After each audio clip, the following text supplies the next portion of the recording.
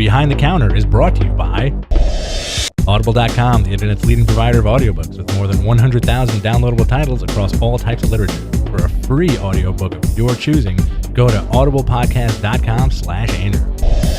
And by Stitcher Radio. Listen on the go via the Stitcher mobile app. For more information, go to stitcher.com/GFQ.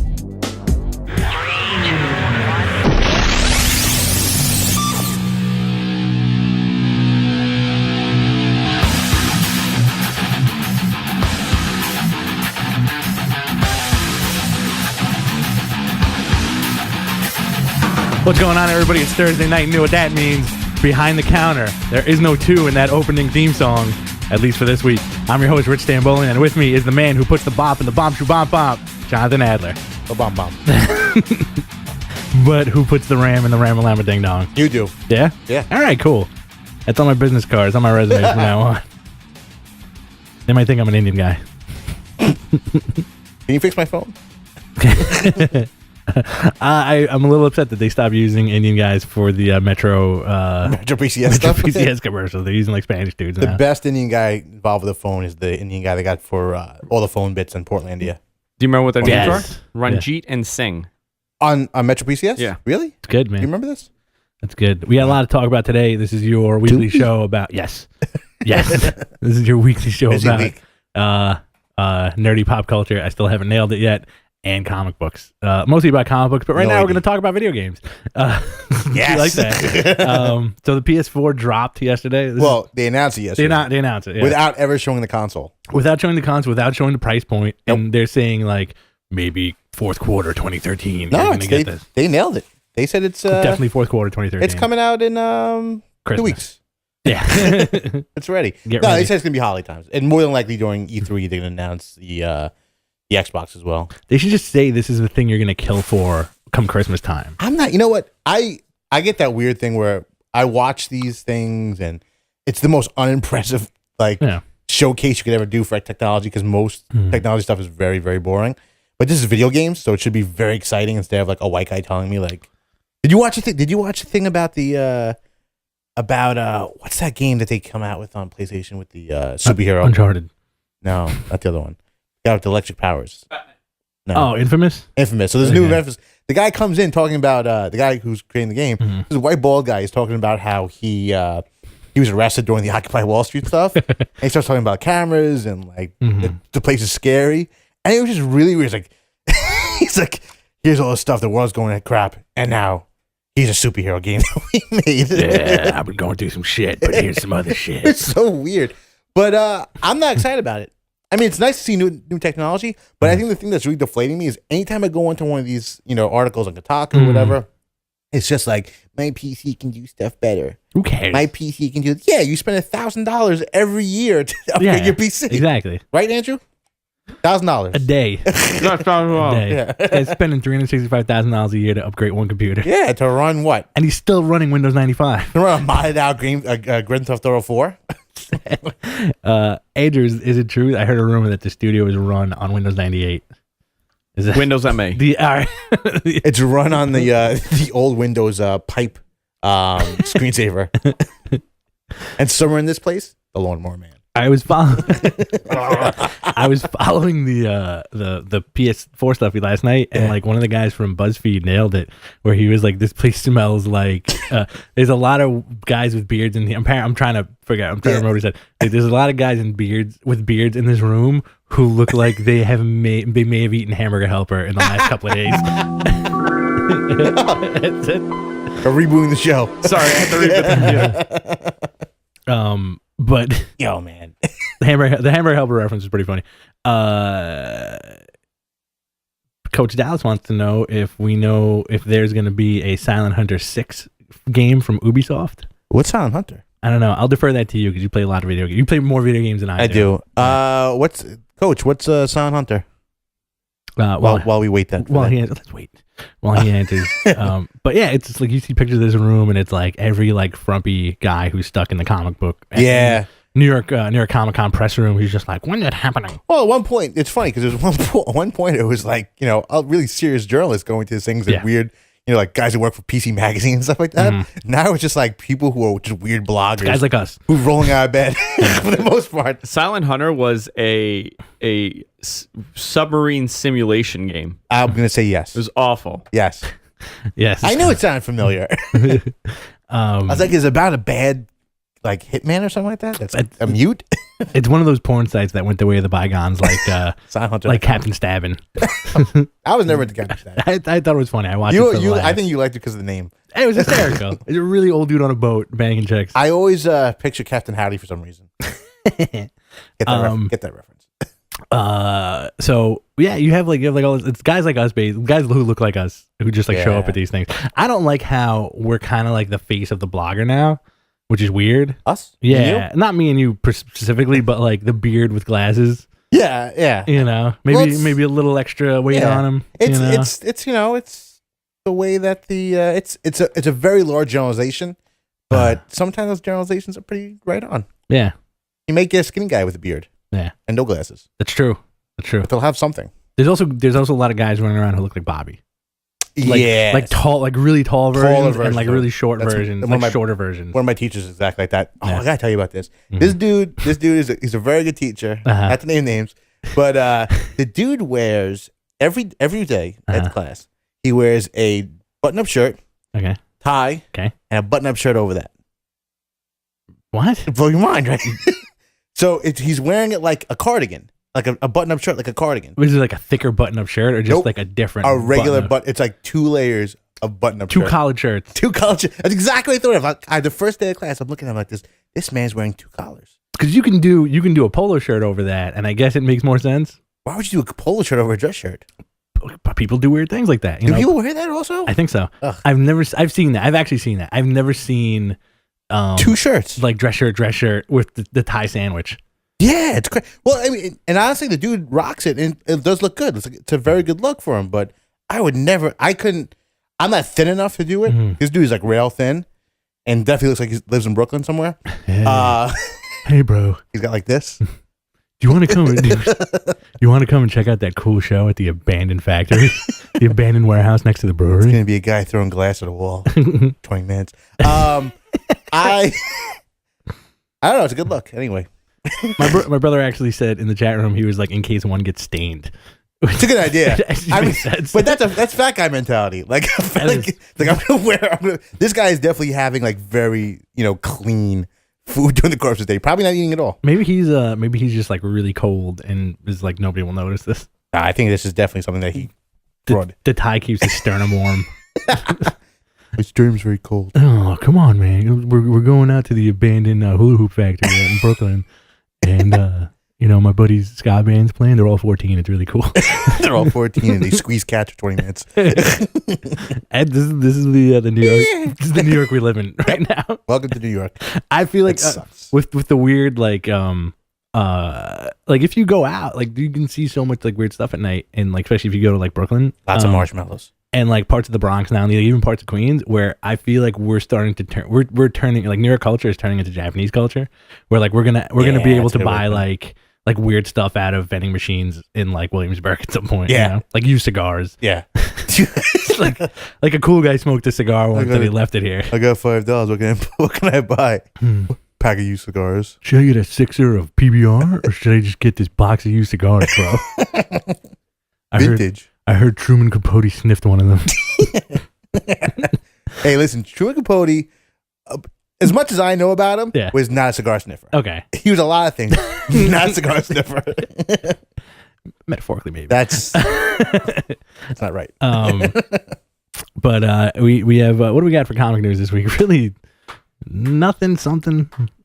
I didn't even look. I feel like I'm out of the loop this week. Well, they announced that, which is like, I was very like meh on the Green Lantern announcements? No, not the Green Lantern announcements. The announcement of that they're adding another book to the DC lineup, Superman, Batman.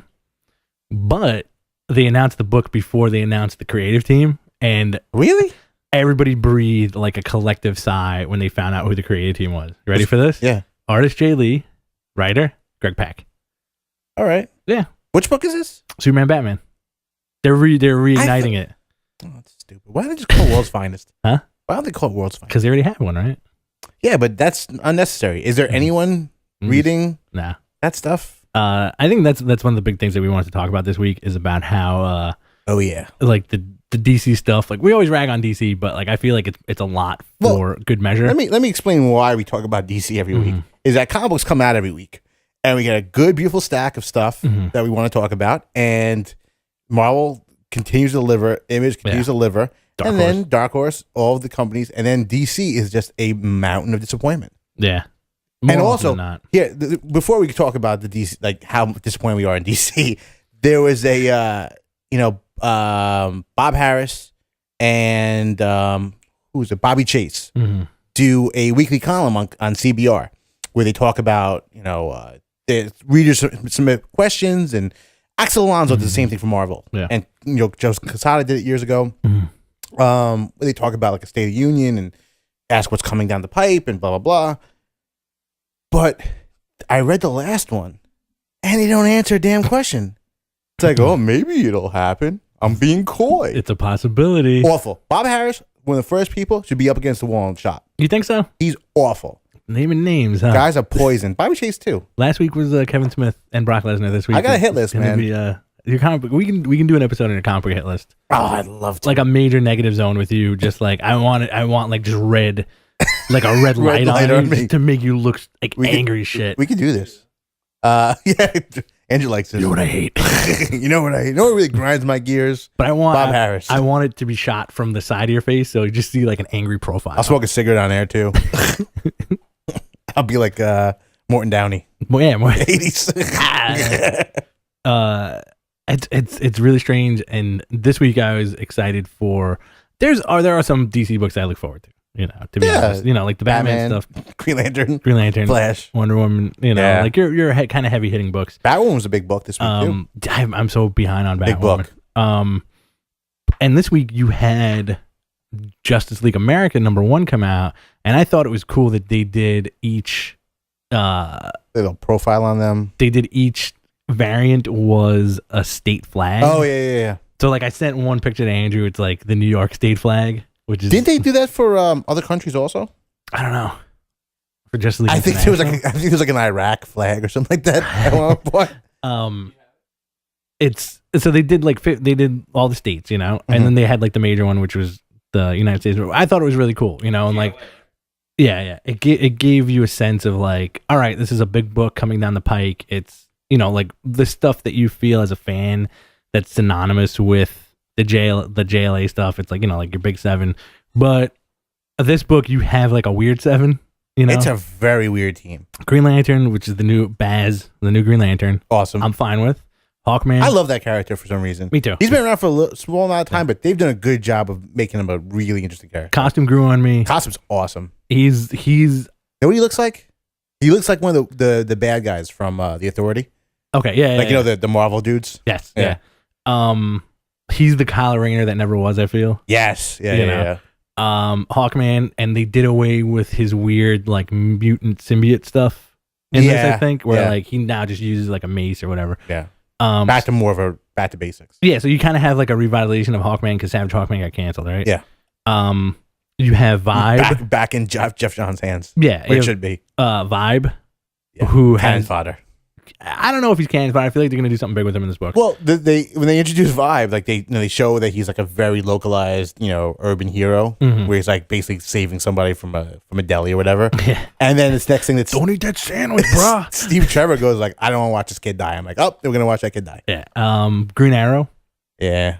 Which is okay. I wish it was like me and you both wish it was like older Ollie. Yeah. You have Catwoman, which I think is a really odd pick, and Katana and Martian Manhunter. So you have 8. Actually. I love the Martian Manhunter though. Martian Manhunter is awesome. I don't care if it's a poorly written Martian Manhunter, but I liked him in this issue. Yeah, he was great in this issue because it was very like old school kind of. He's a mean dude too. He's like a militant. Yeah. In like this universe, which I'm fine with. You know, because you always got the sense, even in like an old continuity, where like if you push this guy too far, he will be like a soldier. Well, that was the thing about. I think that's a big change in him because he was always kind of a cream puff for the most part, and he was like really like a nice guy. I like the fact that he is like what the anti-Superman at this point. Right. It's exactly what they're pushing him towards.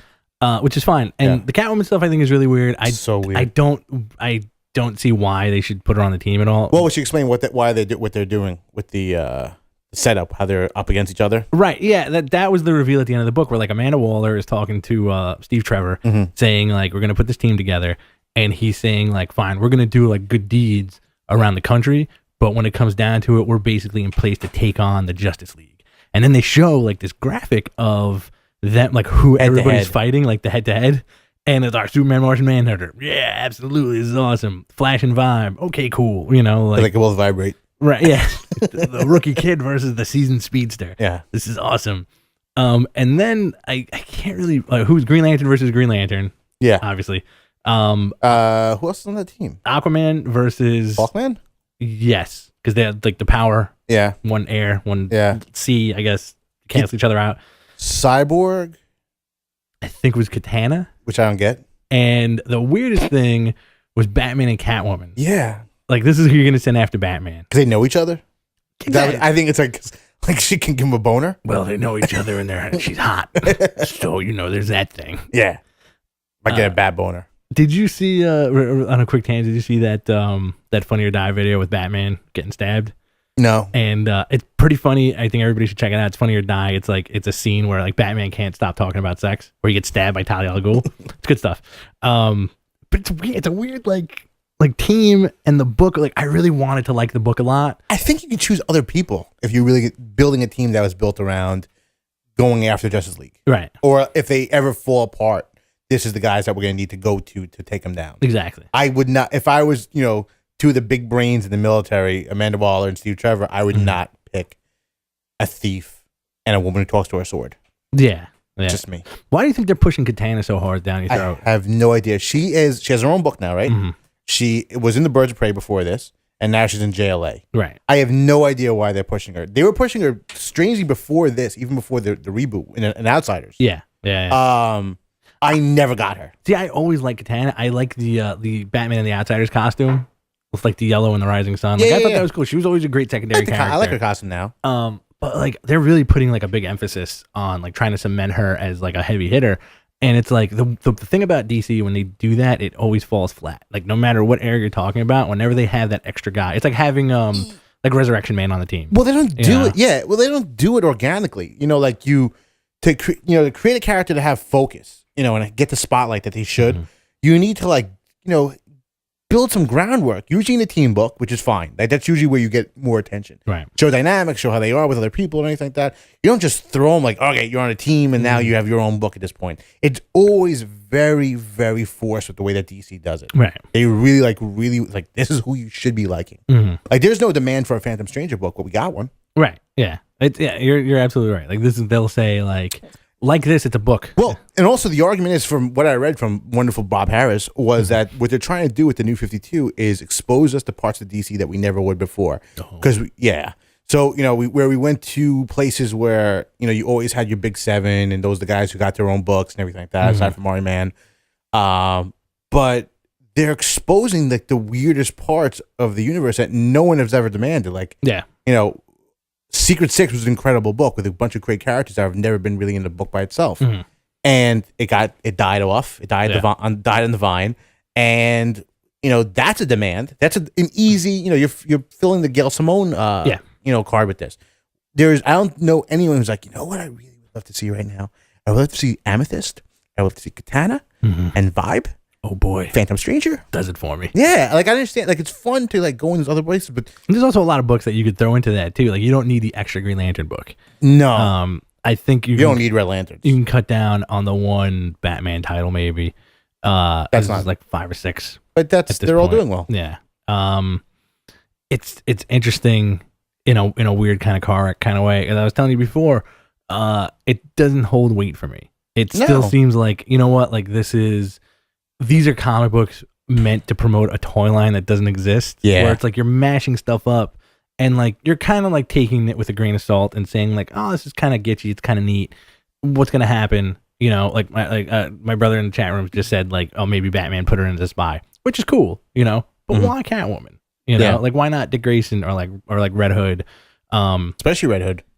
Or Red Robin, you know, like any one of those guys. It like DC doesn't make sense to me in the respect that it's one of the most tradition heavy franchises of all time that is doing nothing right now. Yeah. It's just kind of like it's flipping itself on its ear and it's hurting.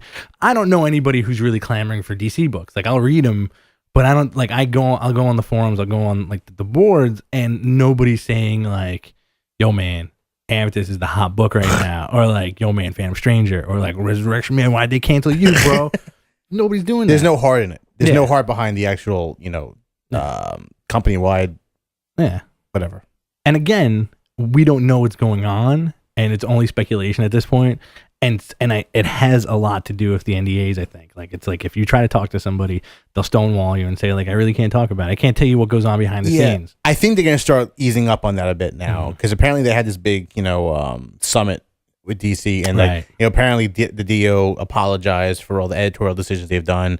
You kind of saw it also with Lemire coming on Green Arrow, which I just read an article about today, which I really liked.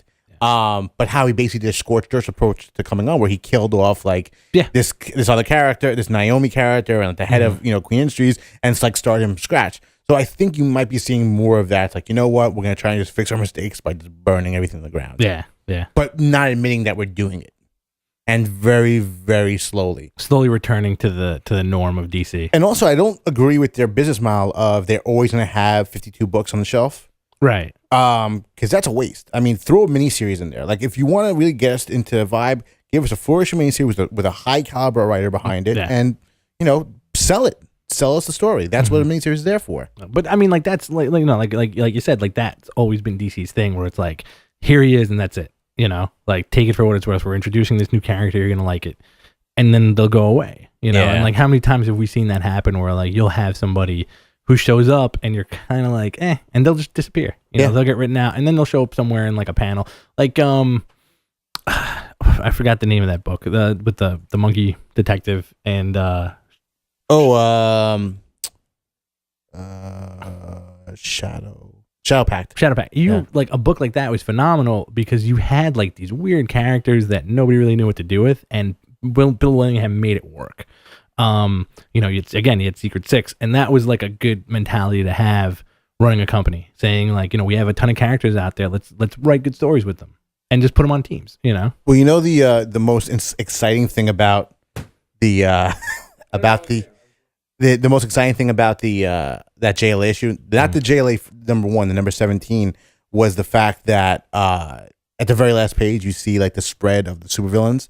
Like, oh, we're gonna see some classic supervillains finally. Thank God. Like they showed like I think the first time who's the magician dude, scumbag? Magico. No, Magico. Magico. He's one of the guys who was at the 52 thing. He had he always wore a headband. I forgot, dude. I know. He was always fighting the JSA, right? Yeah, it's like a bunch of those dudes. It's gonna drive me insane. I know. Me too. I totally lost it because I liked him too. Not Marduk. What's it? I know what you're talking. No, not that guy. Yeah. Anyway, he was a character in the 52, the good 52. Yeah. Yeah. I really hope. I just like De Niro and Taxi Driver. I'm waiting for like Overeem to kind of wash us all away. Okay. It's another thing where, like this leaves you with that argument of a lot of adult comic fans like steer clear of like the big two. And this is one of the reasons why I think it's like, if you pick up if you're a smart comic book reader and you're not like a 10-year-old kid and you pick up like any of these books, you're going to be like, this is really mediocre. What's awful too is like you have these big moments, like, they did this Team 7 thing. They really pushed Team 7 down our throat. And it's canceled. Canceled within 4 issues. No one cared about it. There was no demand for it. Plus, you made Team 7 to be this establishing shot of like, here are this almost like the invaders for DC. Right. Here's like the grandfathers of it, but it only takes 5 years ago. It's not like they were from the 40s or whatever, like the original Team 7 were.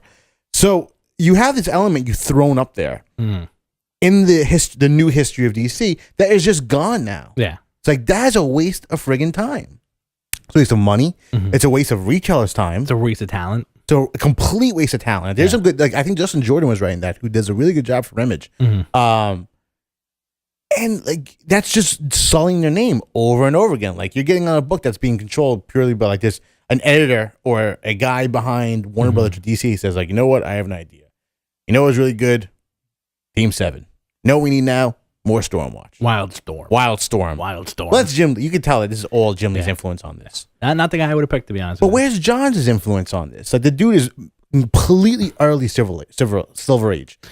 Do you think that he's getting pushed out? John's speculatively. Well, look at what's going on with his books. You know, more than likely he's not going to be on JLA much longer. Right. I think he's even going to be co-writing this book with somebody else as well. He's only doing Aquaman after this. Green Lantern, they're doing a complete reshuffling. I mean, if he wasn't the caliber of person that had the position that he does now, because he does have a top tier position in the company, right? I would say yes if it was a different person. Okay. But I just can't see him jumping ship or something like that. Yeah, I mean, I think Greg Pak is a good get for DC. Yeah, he's hit or miss. I like him a lot, but he's hit or miss. Like I think he could do that awful Silver Surfer thing. Yeah, I didn't like that at all. That was awful. But you know, again, like he'll always have a place in my heart because of all the Planet Hulk stuff. Absolutely, no, the guy can do good. The guy and Hercules too. Absolutely, yeah. I know he knows how to write a book. I think he just needs his time to run for a bit. Yeah, I'll agree with you on that. But like, when do you think it's going to be a quick fix with DC? Do you think it's going to get fixed at all? You think we're going to be sitting here a year or two from now saying like, with that stupid Superman costume and the Mandarin collar, like he's still flying around? Like I as a fan, and it sucks to say this, but like I want the next Solicit to have the big red S. Hell yeah! They made a mistake in one. I think the Superman in Action Comics where they actually drew him at the underwear. Good. Yeah, and it looked pretty good. But like, I think also there's a point where DC is. They don't want to admit they're wrong. Okay. You know, they're really back in the corner where corporation. Like, yeah, you know, we created this uniform for our characters. We need to keep it this way because changing it would admit we're wrong. We're the oil spill and we're not taking responsibility for it. Which is such a terrible way to look at a creative process. You know, you look at Marvel when you most times, or even Image, where they actually do listen to people that are reading their product. But at the same time, people aren't voting with their dollars. Well, you also have the fact that, like, I think it was the summit where the DO actually came out and admitted, like, maybe we'll try not to have as much editing influence on like your stuff. I guess you guys were a little upset about it, you know? Yeah, of course. And we can't talk about it. Yeah. Yeah, and you guys can't talk about anybody to that, like, you know, and like I'm sure with that NDA comes and a stipulation saying, like, if you ever mention anything else, like after X amount of time, like it's like a 10-year NDA basically. Yeah, you know, you can't talk about it until 10 years later. I'm sure we're gonna hear a lot of amazing stories afterwards. Like after all is said and done. No, I'm waiting for it. Right, I'm waiting for Morrison. I'm waiting for Morrison to be out of the company for like 2 years. Okay, and then like so, you know, whatever NDA he has is now, you know, it's lapsed at this point, so now he can start opening up about it. Because I think because this guy was at the forefront of DC, you know, and then he just basically fizzled out. He got shuffled into the corner. Yeah, I mean, like I'm sure there's gonna be great stuff coming out of like at the end of his runs. Yeah, but definitely you're not seeing the caliber and the attention that Morrison should be getting. Yeah, because this dude wrote Final Crisis. This guy wrote all their stuff. Yeah, like everything it was either Grant Morrison or Geoff Johns. Grant Morrison. Yeah, yeah.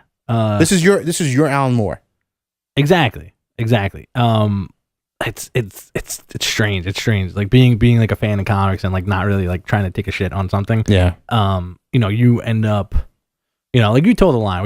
You have to toe the line as far as like criticism and also the fact that we don't really know anything that's going on. Yeah, but you're 17 issues into the comic now. Yeah. You're almost you're just about reaching a 2-year mark on something that is definitely not as popular as it should be. Yeah. I thought you were gonna say, instead of Grant Morrison, I thought you were gonna say Ivan Brandon. Because I'll always remember like when you kept trying to find out where he lived. Where you live, bro? And he was where you live? Like somewhere in New York, man. Like my friends are coming over. Live in Brooklyn. Are they taking the train? What stop are they getting off at? You live in Brooklyn. I know you live in Brooklyn. You got high ceilings, bro. Ceiling fans. Track lighting. When was your building built? You have blinds. But I'd love to hear from like everybody, like all the creators that we liked, who we've met, or even guys we have not met, who are just like, I like how many people have we talked in the past couple of years that are like, I can't talk about anything. Yeah. Sorry, bro. Absolutely. And also, there's no enthusiasm either. Yeah. Because through that silence, you just get this void. Mm-hmm. I mean, I think the biggest thing they probably did was the fact that now they're beating Marvel on when they release their digital content. Yeah. Because now, like within the last, they very quietly they release it like at 3 a.m. in the morning on Comixology, which is just to beat them to the punch. But that also makes piracy very quick for them at this point. Yeah. It's an interesting like weird triangle. I'm sure we're gonna talk about it even more. And like a weird kind of side note to like some kind of cool stuff. Like I think today Rob Liefeld posted on his website that he was like, listen, I'm holding a contest. If you want to break into comics, and I'll break in with you. I know the back way. But Bad rock. He actually was like, if you know, like it's a tough business to get into, pitch me a story with an extreme character, and I'll pick one and I'll draw the story, and it'll be a 6-pager in like some book, you know, which is kind of cool. You know, like I got to hand it to the guy. Like I think that's kind of neat. Where like he's like, you can use Prophet, you can use any of the Youngblood guys as long as it's an extreme character, you know. So that's kind of like a positive comic booky thing. It's nice of him. It's probably to combat his poor image the last few months.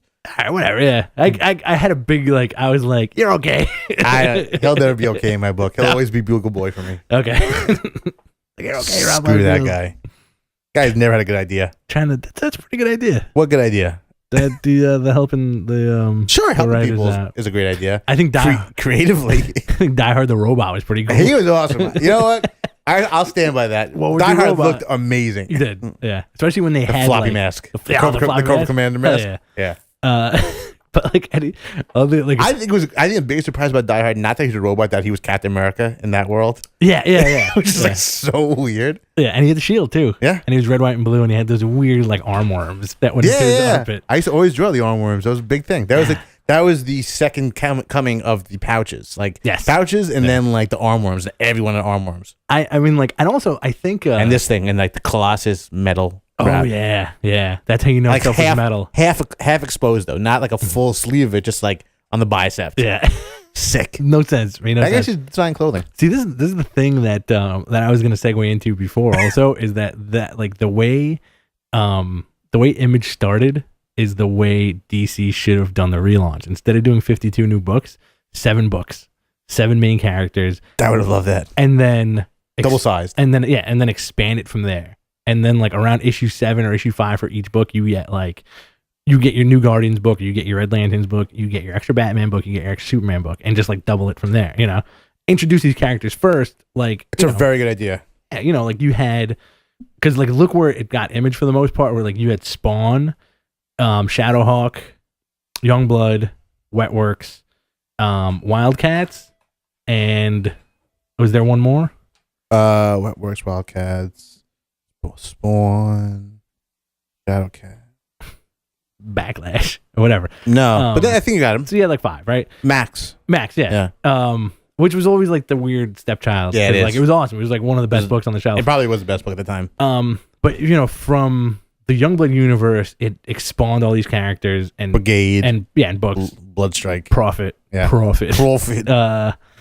And then from Wetworks, you didn't really have any spinoffs, but you also had like on the Wildstorm stuff, you had like the Team 7 stuff, Genter Teen, and then you did the Valiant crossover, and like that stuff was cool when it came out, you know. And you were like, oh, this new guy's gonna be in this book, I'm gonna buy it. You know? Like I'm gonna totally check this out. I'm gonna check out Blood Wolf, even though he's a Lobo ripoff, you know. That's gonna be my pitch, an awesome Blood Wolf story. What's funny about this is too, like, it's a great idea to do that, but I think a big difference between DC and Marvel at this point is Marvel's essentially a team of writers who go, hey, I have a great idea for a story. Let me pitch it to my editor and see what's going on. I don't think there's anyone sitting in DC where like this, you know what we really need? We need a Firestorm book. Yeah.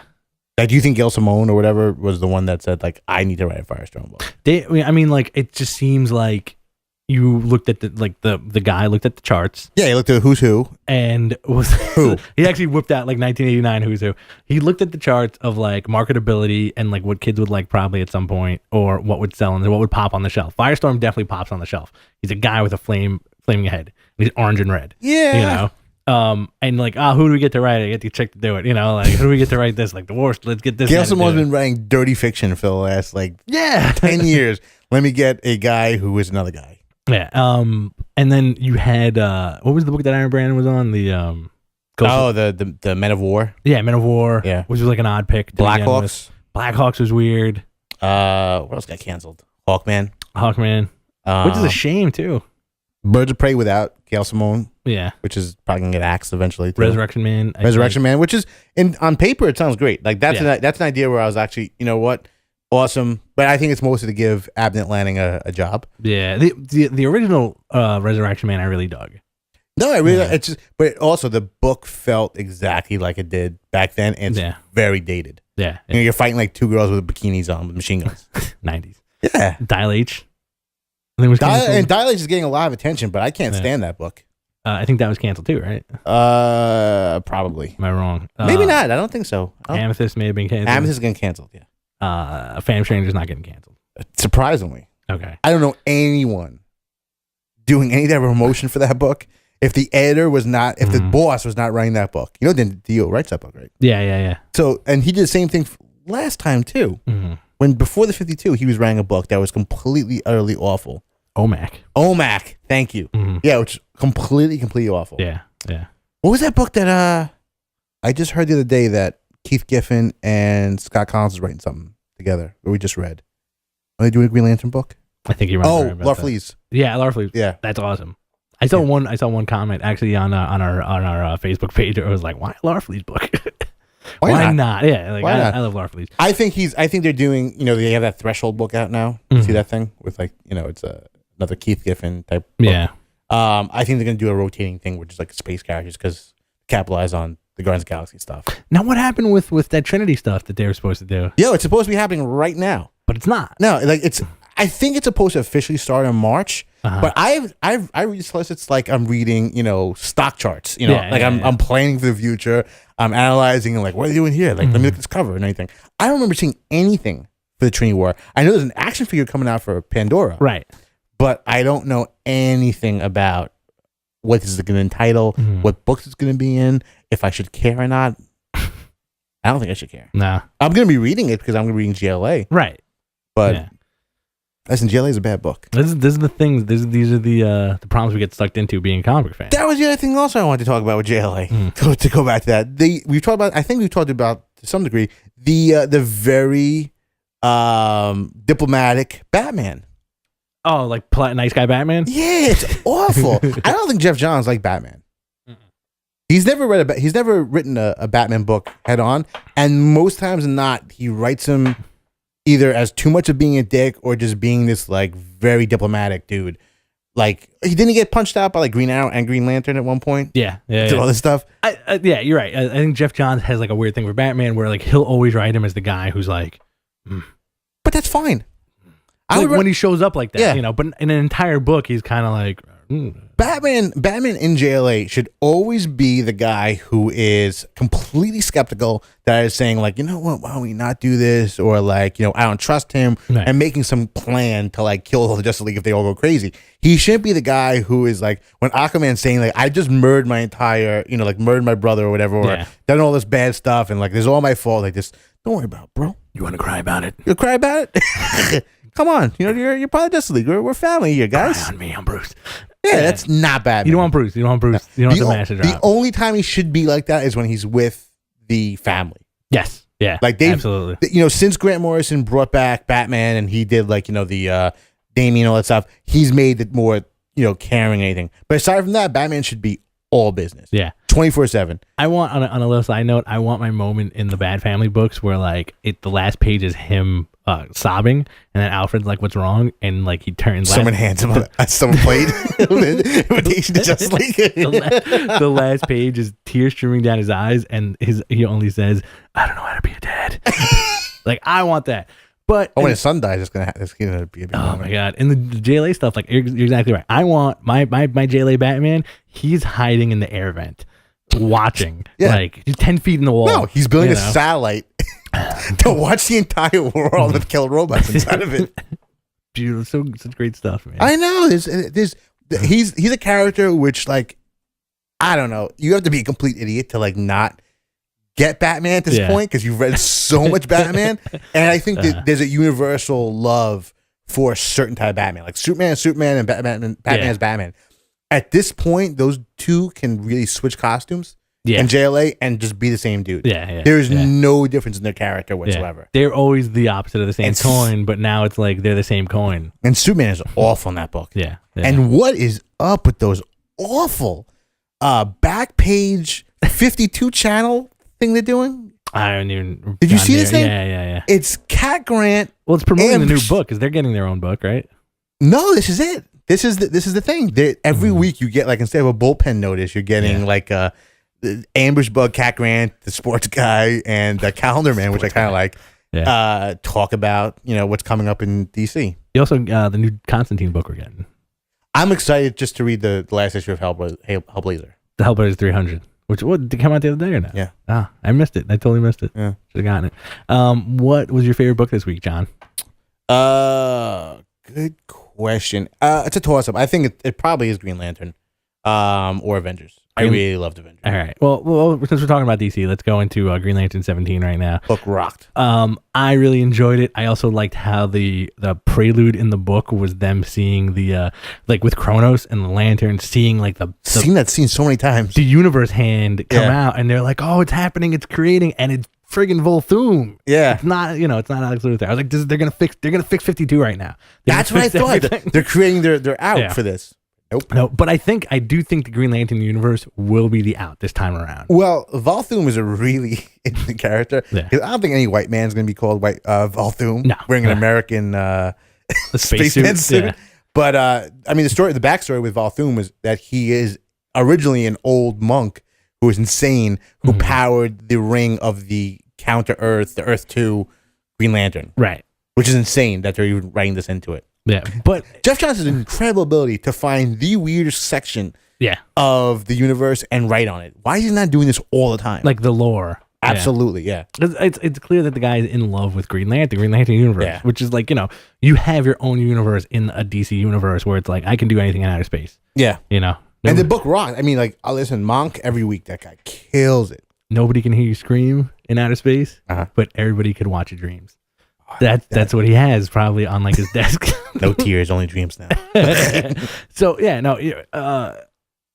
I think it's gonna be there. I think it's gonna be there after 52. Or like instead of the Flash stuff, which I would really love, like some cool Flash stuff, like Wally showing up as the reverse Flash. That's my story. But the Green Lantern stuff, it might still happen. Easy. Yeah, it's because the next story is reverse Flash stuff. It would be cool if they did a reverse thing called Reverse Flashpoint. Easier out, man. Yeah, I would love for it to happen. But I don't think it's gonna happen. Green Lantern stuff would be a very easy out. Like, especially, I mean, like you can do so much with it. And then this issue, it said that Volthoom created their emotional spectrum, right?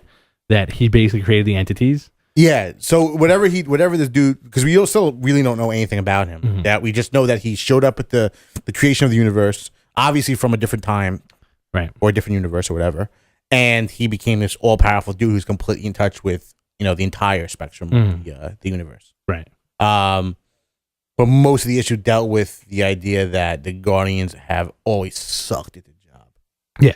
Always. And they're the worst. They've always been the worst. And that's like the whole thing too, because like I'm a little tired of like the Guardians, because like, it's been like this for years where it's like they're not all they're cracked up to be, dude. Yeah. And they're like, what do we do about this? And then they'll imprison Hal Jordan or do something, because he's like the one guy who like apparently is the only Green Lantern who gets it. Yeah.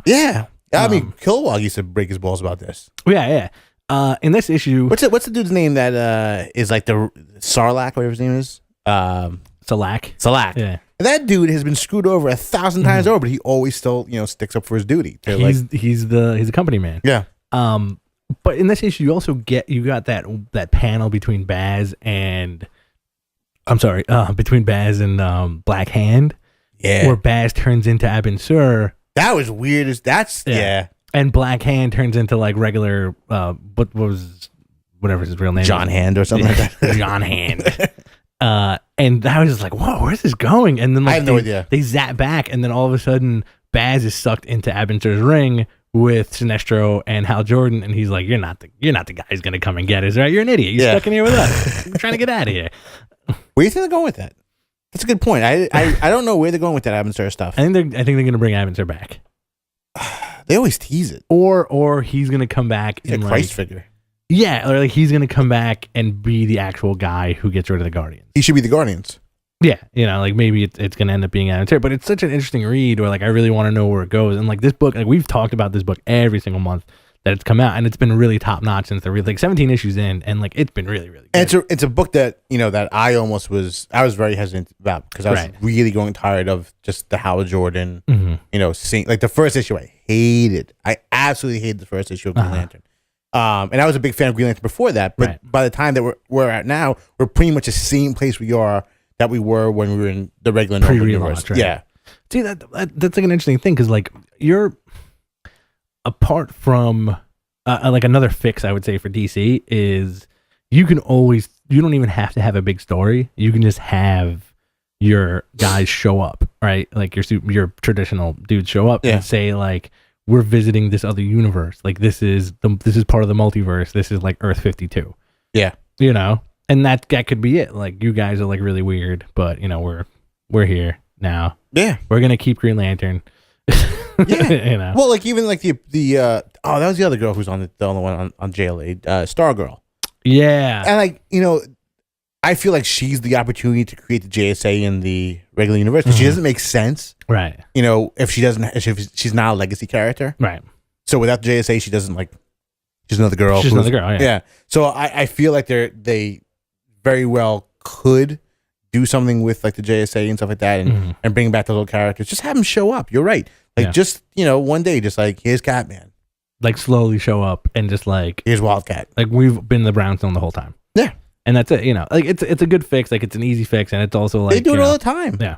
Like you're constant, it is like, I think they're very strict because it's so close to the birth of the universe that they don't want to start doing that old fashioned, just retconning the 0 hour stuff. Yeah. Well, not even that. Just like, when you like Marvel is very quietly retconning. Like, do we Daredevil this week? Oh yeah, absolutely. So like, when he says like, oh, the guy was, the guy who was driving the truck full of toxic waste was on a cell phone.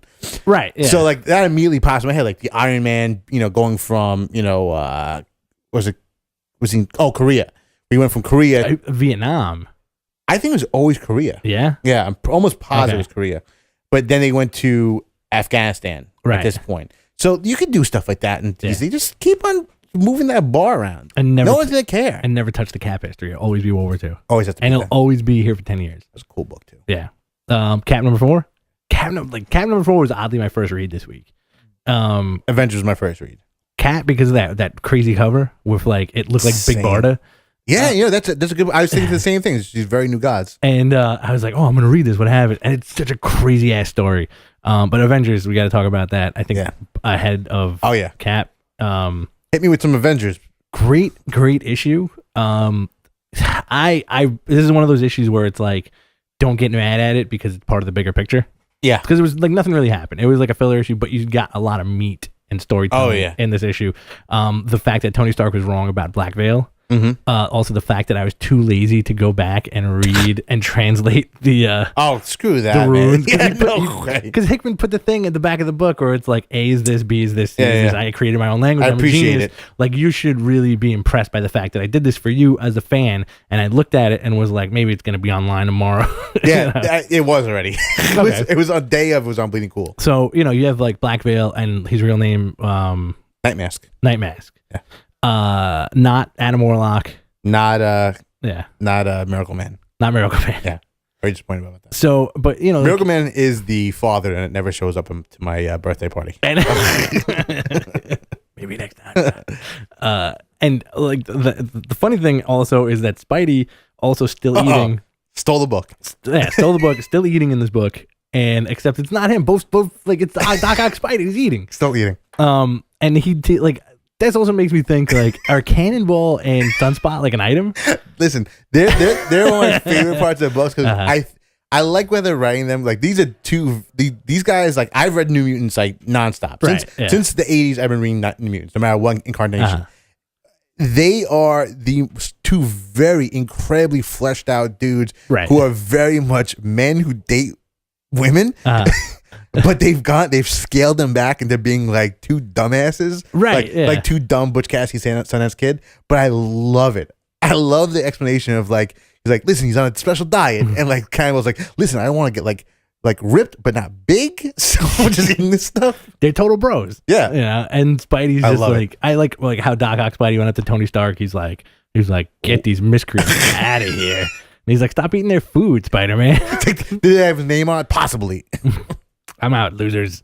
Costumes suck. Really dig it. I loved Superior Spidey also this week. I always love that book. Yeah. I love the last page reveal too. That makes me so happy. What was the last page reveal? Green Goblin. Oh yeah, that's right. But do you think it's gonna be Norman? Nope.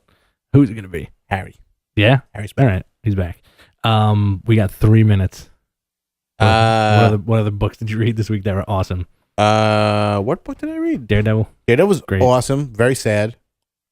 Really sad. I don't know where they're going with the whole Foggy having cancer thing. I don't know who the bad guy is at this point because obviously someone is trying to recreate another Daredevil at this point. Mhm. Who's going to wear the yellow and brown? What else? Hulk was good. I think Hulk is kind of going through the motions also. I love the concept. Yeah. But I kind of want more.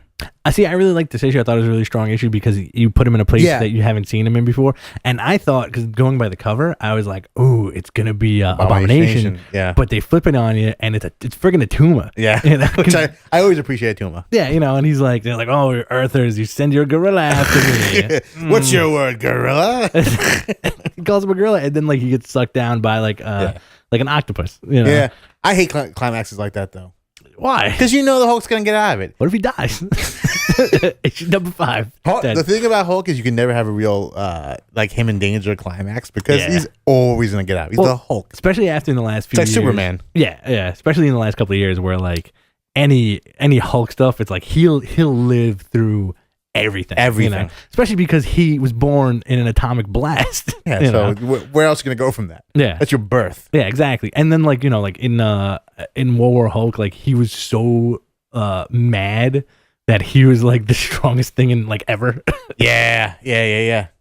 What was the bit that they dropped at the end of World War Hulk? Like they had to drop like 10 nukes on him, and then Doctor Strange showed up as the guy with no hands. Ord or whatever, something like that. Not Ord. Some wacky mystical character. Something with Z. Yeah. Zorks or something like that. And like it's like, oh, such an insane story. I'm coming through with the power of this, and the Hulk was like, "Not today, dude." Boom. And that's always like the end of every Hulk. Like, not today, bro. We're gonna have to do our Hulk episode eventually. Yeah. I know we've postponed this a lot, but maybe next week. Maybe. There's so much. Bro. Next week is Batman Incorporated. And you know what? The week after that, I think is Ultron. Yeah. We got a lot to talk about. Well, it's that time of the year. It's also the competition is heavy, so everyone's gonna throw their tops off. We're gonna eventually get Trinity War, I think. Yeah. Eventually. We'll cover that, I guess. All right.